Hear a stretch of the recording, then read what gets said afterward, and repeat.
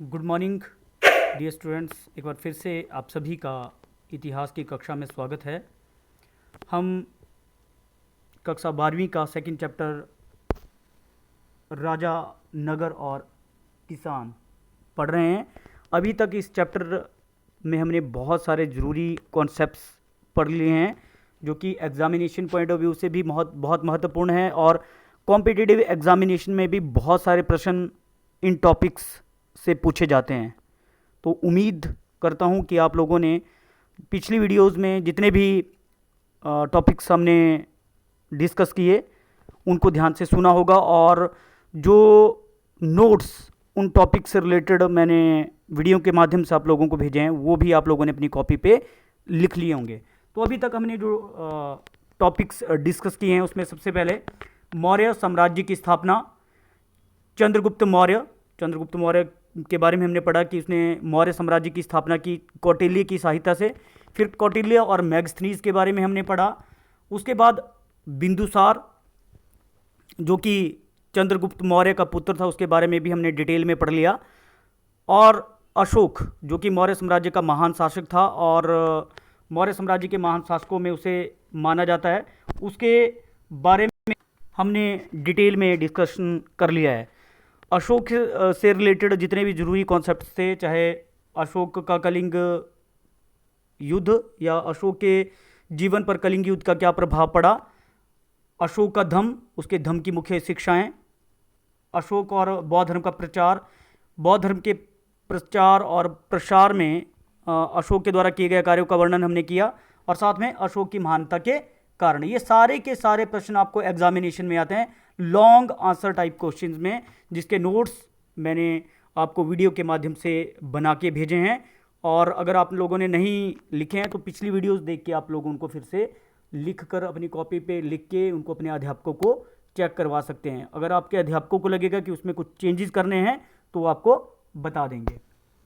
आज जो टॉपिक हम पढ़ने जा रहे हैं वो है अशोक के अभिलेख, शिलालेख तथा स्तंभलेख। हम ने जब इस चैप्टर को आरंभ किया था तो उसके दूसरे तीसरे वीडियो में मैंने बात की थी मौर्य साम्राज्य के स्रोत, जिसमें हमने मैगस्थनीज की इंडिका, कौटिल्य का अर्थशास्त्र, विशाखदत्त का मुद्रा राक्षस और शिलालेखों और स्तंभलेखों के बारे में बात की थी कि मौर्य साम्राज्य को जानने के जो महत्वपूर्ण स्रोत है वो अशोक के द्वारा स्थापित किए गए शिलालेख, अभिलेख, स्तंभलेख हैं, जिनकी संख्या बहुत ज़्यादा है और इन्हें अशोक ने अपने राज्य के अलग अलग स्थानों पर जो है वो स्थापित करवाया था। इससे पहले कि हम अभिलेख और शिलालेखों के बारे में बात करें, सबसे पहले आप लोगों को जानकारी होनी चाहिए कि अभिलेख या शिलालेख होते क्या हैं। तो अभिलेख मतलब अभिलेख होते क्या हैं? पत्थर अथवा धातु जैसी अपेक्षाकृत कठोर सतहों पर उत्कीर्ण किए गए पाठन सामग्री को अभिलेख कहते हैं। मतलब कि वो लेख जो या तो किसी पत्थर पर लिखे गए हैं या ऐसी धातु पर, चाहे वो लोहे की धातु है, उसके ऊपर खुदवाए गए हैं और उन्हें आसानी से पढ़ा जा सके, ऐसे लेखों को अभिलेख कहा जाता है। अभिलेख मतलब कि ऐसी धातु, कठोर धातु के ऊपर, चाहे वो पत्थरों की बात की हमने या लोहे की धातु है, जैसे कि लौह स्तंभ की हम बात करते हैं, चलो उसके बारे में हम आगे भी बात करेंगे। लेकिन जो आप लोगों को समझ आना चाहिए कि अभिलेख होते क्या है। अभिलेख पत्थर अथवा धातु जैसी अपेक्षाकृत कठोर सतहों पर उत्कीर्ण किया जाता है, मतलब उसके ऊपर जो लिखे जाते हैं उनको क्या कहते हैं? अभिलेख कहते हैं। पाठन सामग्री मतलब कि जिन्हें पढ़ा जा सके, पाठन सामग्री मीन्स जिन्हें पढ़ा जा सके। और अशोक के अभिलेखों की बात करें तो अशोक ने इन अभिलेखों में ज़्यादातर समय बौद्ध धर्म की शिक्षाओं को उत्कीर्ण करवाया था, मतलब उसमें लिखवाया था, जिसके बारे में हम पढ़ेंगे इस वीडियो में। प्राचीन काल से इसका उपयोग हो रहा है, मतलब कि ऐसा नहीं है कि अशोक के शासनकाल के बाद भी बहुत सारे शासकों ने इन अभिलेखों को खुदवाया, उस पर जो है उन्होंने बहुत महत्वपूर्ण बातें लिखवाई जो कि आज भी उन राजाओं के, उन राज्यों के या फिर उन सम्राटों के बारे में हमें महत्वपूर्ण जानकारी प्रदान करते हैं। शासक इसके द्वारा अपने आदेशों को इस तरह उत्कीर्ण करवाते ताकि लोग उन्हें देख सके, इसके अलावा और पढ़ सके। इसके अलावा जो उद्देश्य रहता है इन अभिलेखों को स्थापित करवाने का उसका मेन जो उद्देश्य है वो यही है कि लोग आसानी से इन जो अभिलेखों के ऊपर लिखा गया है उसको पढ़े, क्योंकि इसमें कई बार राज्यों के द्वारा जो आदेश जनता को या अधिकारियों को दिए जाते हैं वो आसानी से लोग उनको पढ़ सकें तो और उसका पालन कर सकें। जैसे मान लो कई बार अशोक के अभिलेखों में बहुत सारे अभिलेख हैं जिसमें ऐसा कहा गया है, अधिकारियों के लिए आदेश दिए गए हैं कि अधिकारी जो है वो जनता के साथ पुत्र जैसा व्यवहार करे। इसका मतलब क्या है कि ये आदेश अधिकारियों के लिए, जिसका पालन अधिकारियों ने, कई बार जो है वो लोगों के लिए आदेश दिए जाते थे इन अभिलेखों में, जिसमें जनता को ये बताया जाता था कि उन्होंने किन नियमों का पालन करना है। तो इस प्रकार से आधुनिक युग में भी इसका प्रयोग होता रहा। आधुनिक युग में मतलब कि अब आजकल तो हमारे पास नई टेक्नोलॉजी है कि फ्लैक्सीज है या और बहुत सारी चीज़ें जिसमें कि सरकार के द्वारा दिए गए आदेशों को छपवाया जाता है और अलग अलग जगह जो है वो स्थापित करवाया जाता है। जैसे आज की डेट में हम बात करें, कोविड-19 का दौर चला हुआ है। कोविड-19 के इस दौर में कोई भी सरकारी जो नियम है, कानून है, जिनको लोगों तक जल्दी पहुंचाना है, तो आज सोशल मीडिया हमारे पास है। एकदम से सोशल मीडिया के माध्यम से हमारे पास जो है वो सरकार के आदेशों की जानकारियाँ पहुंच जाती है। जैसे हमें पता है कि अभी जो लॉकडाउन है वो 2 दिन पहले जो मीटिंग हुई उसमें ये डिसाइड किया करेगा उसको पोस्टपोन कर दिया जाएगा। तो इस सरकार का आदेश है कि अभी कोई भी जो परिवहन लोकल जो ट्रांसपोर्टेशन है, बसेज हैं, वो नहीं खुलेगी, वो नहीं चलेगी, या पब्लिक ट्रांसपोर्ट जिसको बोलते हैं, पब्लिक ट्रांसपोर्ट नहीं, या स्कूल नहीं खुलेंगे।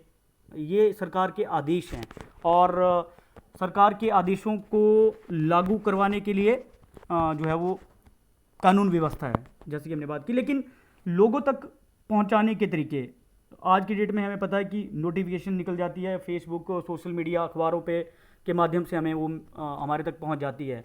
जैसे फॉर एग्जांपल हम बात करते हैं कि कोविड-19 के नियम है कि हमें हाथों को बार बार धोना है। सरकार ने ये जो है वो लोगों को जागरूक करने के लिए ये कई प्रकार की फ्लैक्सीज उन्होंने छपवाई है, लोगों तक पहुँचाए हैं। लेकिन जहाँ तक कानूनी आदेशों की बात है वो हमें अखबारों के माध्यम से या न्यूज़ चैनल के माध्यम से पहुँच जाती है। लेकिन उस समय जब इस प्रकार का कोई सोशल मीडिया नहीं था, प्रिंट मीडिया नहीं था, तो लोगों तक राजा के जो आदेश है वो इस प्रकार अभिलेखों पे जो है वो खुदवा के लोगों तक पहुंचाए जाते थे। तो ये एक बहुत महत्वपूर्ण ये माध्यम था लोगों तक सरकार के आदेशों को पहुंचाने का। आधुनिक युग की बात करें तो आधुनिक युग में मॉडर्न इंडिया की बात करें तो अंग्रेज़ों के भारत आने के बाद जो है प्रिंट मीडिया यहाँ पे स्टार्ट हो गया था, तो अखबारें वगैरह स्टार्ट हो गई थी। तो लेकिन इसके बाद भी बहुत सारे ऐसे क्षेत्र थे जहाँ पे इस प्रकार के अभिलेखों को खुलवाया जाता था। अब बात करते हैं शिलालेखों की। शिलालेख, ये पत्थर और चट्टान पर खोदी गई लिखित रचना को शिलालेख कहा जाता है। अभिलेख क्या होते हैं? अभिलेख पत्थरों पर भी हो सकते हैं और धातु पर भी हो सकते हैं। मतलब जैसे मान लो कोई लोहे का पिलर है उसके ऊपर लिख दिया, या फिर कोई लोहे की कोई चद्दर है उसके ऊपर लिख दिया, या फिर और ऐसी सतह जैसे पत्थरों के ऊपर लिख दिए, उनको अभिलेख कहते हैं। लेकिन शिलालेख मतलब ये शिला का मतलब ही पत्थर होता है, चट्टान होता है। तो शिलालेख जो है ऐसे लेख जो पत्थरों के ऊपर लिखे जाते हैं उनको क्या कहा जाता है? शिलालेख कहा जाता है। जैसे किसी पत्थर या चट्टान पर खोदी गई लिखित रचना को शिलालेख कहा जाता है। शिलालेख उसको कहा जाता है। शिलालेख का अर्थ होता है पत्थर पर लिखा हुआ। पत्थरों पर या गुफाओं की पथरीली दीवारों पर जब कोई लिखित रचना की जाती है तो उसे शिलालेख कहा जाता है, तथा पत्थरों पर लिखने की कला को शिलालेखन उसको कहा जाता है, या शिलालेखन वो कहलाती है। शिला का अर्थ होता है पत्थर या चट्टान, और जब लेख शब्द इससे जुड़ जाता है तो वो क्या कहलाता है? शिलालेख कहलाता है। अगर आपको एग्जामिनेशन में प्रश्न आएगा कि अभिलेख से क्या अभिप्राय है, शिलालेख से अभिप्राय है, तो आप लोग इसको अटेम्प्ट कर सकते हो। तो अभिलेख पत्थर अथवा धातु जैसी अपेक्षाकृत कठोर स्तरों पर उत्कीर्ण किए गए पठन सामग्री को अभिलेख कहते हैं, और इसका प्रयोग प्राचीन काल में ज़्यादातर शासकों के द्वारा किया जाता था। शिलालेख किसी पत्थर या चट्टान पर खोदी गई लिखित रचना को शिलालेख कहा जाता है। शिलालेख का अर्थ होता है पत्थर पर लिखा हुआ, जिसमें शिला का अर्थ होता है पत्थर या चट्टान, और लेख का अर्थ लेख इस सबसे जुड़ जाता है तो ये शिलालेख कहलाता। तो आप लोगों ने ये इसको अटेम्प्ट कर लेना है। अब हम बात करते हैं अशोक के शिलालेखों और अभिलेखों की। ठीक है, मौर्य राजवंश की बात करें तो अशोक के द्वारा लगभग 33 अभिलेख प्राप्त हुए हैं, जिसमें जिसको अशोक ने स्तंभों, शिलाओं, चट्टानों, दीवारों और गुफाओं की दीवारों में 261 ईस्वी पूर्व से 232 ईस्वी पूर्व के बीच में खुदवाया। अब ये जो अभिलेख थे अलग अलग तरीके के थे, या तो ये स्तंभों पर लिखे गए थे जिन्हें स्तंभ लेख कहा जाता है, शिलाओं पर लिखे गए तो उनको शिलालेख कहा गया है, और ये जितने भी शिलालेख और अभिलेख शिलालेख और स्तंभ लेख अशोक ने खुदवाए, ये 261 ईस्वी पूर्व से लेकर 232 ईस्वी पूर्व तक ये खुदवाए, और इन्हें अपने राज्यों के अलग अलग भागों पे उसने स्थापित करवाया। जैसे कि आप देख सकते हो आगे लिखा हुआ है, ये आधुनिक बांग्लादेश जो भारत का एक हिस्सा था उस समय, जिसमें अशोक या मौर्य साम्राज्य का शासन था। उसके बाद नेपाल, भारत, अफगानिस्तान, नेपाल और पाकिस्तान, ये इन सभी देशों में ये मिलते हैं, क्योंकि उस समय ये सारा का सारा क्षेत्र मौर्य साम्राज्य या फिर अशोक के साम्राज्य का हिस्सा था। अगर हम बात करें इन अभिलेखों के बारे में, तो उसमें बौद्ध धर्म की शिक्षाओं के बारे में मैंने पहले भी बताया कि बौद्ध धर्म की शिक्षाएं इसमें वर्णित थी, और बौद्ध धर्म को जानने के लिए बहुत ही महत्वपूर्ण ये अभिलेख या शिलालेख रहे हैं। अब बात आती है कि इन शिलालेखों पे या स्तंभ लेखों पे जो लैंग्वेज लिखी गई है, जो भाषा लिखी गई है, जो लिपि लिखी गई है एक्चुअली में, जैसे आजकल हम हिंदी लिखते हैं तो हिंदी देवनागरी लिपि है, तो ये कौन सी लिपि में जो लिखा गया है, आप ये देख सकते हो इधर जो एक और वीडियो आप लोगों को एक फोटोग्राफ यहाँ पे है, सारनाथ के स्तंभ पर लिखी गई ब्राह्मी लिपि। इसको मैं जैसे जूम कर रहा हूँ तो आप देख सकते हो कि ये हिंदी नहीं है, मतलब कि ये लिपि जो है अलग लिपि है। आप लोग देख सकते हो ये लिपि जो है अलग है, और इस लिपि को कहा जाता है ब्राह्मी लिपि। ब्राह्मी तो अभिलेख और शिलालेख जो अशोक के शासनकाल में लिखे गए, वो या तो ब्राह्मी लिपि में लिखे गए या फिर खरोष्ठी लिपि में लिखे गए। दो प्रकार की लिपियाँ थी, ब्राह्मी लिपि और खरोष्ठी लिपि। लेकिन और भी लिपियों में जैसे अरामाइक लिपि और यूनानी लिपियों में अशोक के शासनकाल में हमें स्तंभ लेख और शिलालेख मिलते हैं, जिसके बारे में हम बाद में आगे बात करेंगे। लेकिन अभी हम बात करते हैं कि ये अशोक के जो शिलालेख और अभिलेखों पर जो लिपि लिखी गई, जिसे ब्राह्मी और खरोष्ठी लिपि कहा जाता है, इसे एक ईस्ट इंडिया कंपनी का अधिकारी थे जिनका नाम था जेम्स प्रिसेम्प। उन्होंने 1838 ईस्वी में पहली बार पढ़ा था, 1838। तो एग्जामिनेशन में कई बार क्वेश्चन पूछ लिया जाता है कि अशोक के अभिलेखों को सबसे पहले किसने पढ़ा, तो जेम्स प्रिसेम्प ने 1838 ईस्वी में इन्हें सबसे पहले जो है वो पढ़ा था। खरोष्ठी और अरामाइक लिपियों में लिखे गए थे, खरोष्ठी और ब्राह्मी लिपियों में लिखे गए थे। अब हम बात करते हैं अशोक के अभिलेखों की, इसे कहाँ इसे स्थापित करवाया था इनको। आप देख सकते हो भारत के मानचित्र में, भारत के अलावा आपको दिखेगा कि ये जो अभिलेख है, शिलालेख है या स्तंभ लेख है, ये आपको अफगानिस्तान के कुछ हिस्सों में, पाकिस्तान के कुछ हिस्सों में, और इधर अगर हम बात करें तो यहाँ पे पूरा नहीं है। नेपाल ऊपर आप देख सकते हो, बांग्लादेश का इलाका जो है वहाँ पे स्थापित करवाए थे अशोक ने। तो बहुत लगभग उसने सभी जगहों पर अपने शासनकाल में इन अभिलेखों को उसने स्थापित करवाया था। अगर हम बात करें इन शिलालेखों के अनुसार, अशोक के बौद्ध धर्म को फैलाने के प्रयास भूमध्य सागर के क्षेत्र तक सक्रिय थे। मतलब कि इन अभिलेखों से हमें जानकारी मिलती है कि अशोक ने बौद्ध धर्म के प्रसार के लिए बड़ा महत्वपूर्ण योगदान दिया, और उसने मध्य भूसागर और मिस्र, यूनान तक जो है वो इस धर्म को पहुंचाने में बड़ा महत्वपूर्ण योगदान दिया। और इन देशों के साथ जो हमारे राजनीतिक संबंध थे उनका वर्णन भी इन अभिलेखों में हमें मिलता है। इन अभिलेखों में बौद्ध धर्म की बारीकियों पर जोर कम और मनुष्यों को आदर्श जीवन जीने तथा सीखने में अधिक सहायता मिलती है। ठीक है, अगर हम बात करें फिर वही बात आ गई कि किस भाषा में इन्हें लिखा गया है, तो प्राचीन मगधी में ब्राह्मी लिपि के प्रयोग में किया गया इनको लिखने में, और खरोष्ठी लिपि पश्चिमी क्षेत्रों में खरोष्ठी लिपि में इन्हें लिखा गया। यूनानी भाषा का प्रयोग किया गया है। यूनानी और अरामाई भाषा, जो मैंने पहले भी आप लोगों को बोला है कि उनका प्रयोग इन अभिलेखों को लिखने के लिए किया है। अशोक सम्राट को जो इन अभिलेखों में प्रियदर्शी कहा गया है, यानी देवों का प्रिय, जिसके बारे में हमने पहले भी बात कर ली है।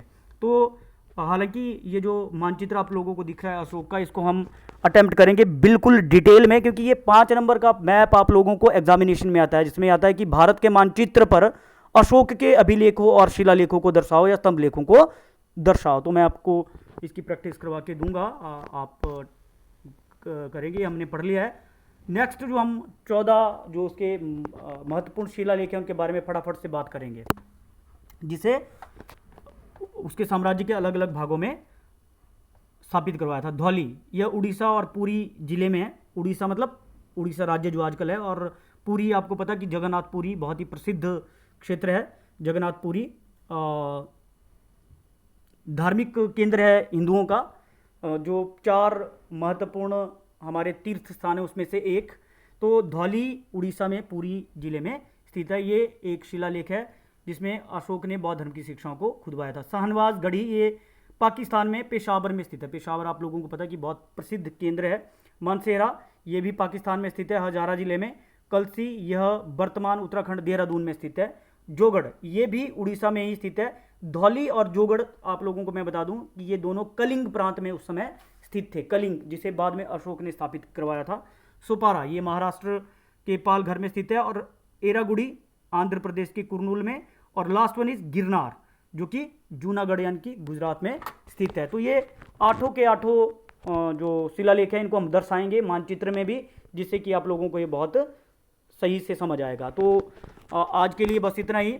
ये जितने भी हमने आपको लग रहा है कि लिखने लायक चीज़ें हैं उनको आप जरूर कॉपी पर लिखें। शिलालेख अभिलेख तो आपने लिखने की एग्जामिनेशन में प्रश्न नहीं आता है कि अभिलेखों से क्या अभिप्राय है, शिलालेखों से क्या अभिप्राय है, या ब्रह्मी और ख्रोष्टी लिपियाँ जो है वो अभिलेख और शिलालेखों को, अशोक के अभिलेखों को और शिलालेखों को किस लिपि में लिखा गया, ब्रह्मी और ख्रोष्टी। एक प्रश्न ये भी आ जाता है कि जेम्स प्रिंसेप नहीं सॉरी ऐसे प्रश्न आएगा कि किस अंग्रेज अधिकारी ने अशोक के शिलालेखों और अभिलेखों को पढ़ने में सफलता प्राप्त की। तो 1838 ईस्वी में जेम्स प्रिंसेप ने। ठीक है, ये हो गया। ये प्रश्न जो एग्जामिनेशन में मैंने उसको बर्थ शीट में भी ये लिखे हैं, आप लोगों ने ये लिख लेने हैं सारे। अशोक को किस नाम से जाना जाता है, प्रियदर्शी। ठीक है, तो ये आप लोगों ने कर लेना है। होप कि आप लोगों को वीडियो पसंद आई होगी। अगर आई है तो उसको लाइक और सब्सक्राइब जरूर करें। Thank you and have a nice